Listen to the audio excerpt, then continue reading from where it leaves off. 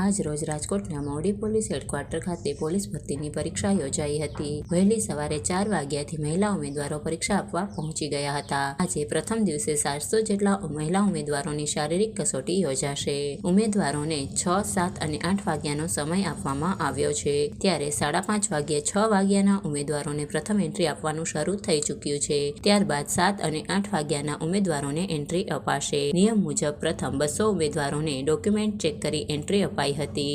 આ પરીક્ષા દરમિયાન ડિજિટલ વોચ સહિતના કોઈપણ ઇલેક્ટ્રોનિક ગેજેટ સાથે રાખવાની મનાઈ કરવામાં આવી હતી। આ વિશે વધુ વિગતો આપતા આજે સવારે 7 વાગ્યે કચ્છથી આવનારા સોલંકી અનસુયાબેને પોતાના નિવેદનમાં જણાવ્યું હતું।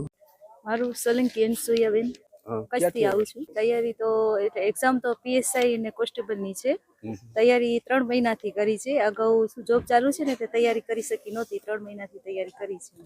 નીકળ્યા તો કાલે અમે 7 વાગે નીકળ્યા હતા, આજ 2 વાગે અહીંયા પહોંચી આવ્યા છીએ। 2 વાગ્યાથી ત્યાં આગળ બેઠા હતા, પછી અત્યારે ટાઈમ મળ્યો બધા આવ્યા તો અમને કીધું કે તમે આગળ જાઓ, તો વળી પાછા ત્યાંથી 2 કિલોમીટર હાલીને અહીંયા આવ્યા છીએ પરીક્ષામાં। તો હવે તૈયારી તો કરી છે, એ પ્રમાણે હવે જોઈએ કે આ પ્રમાણે થાય છે।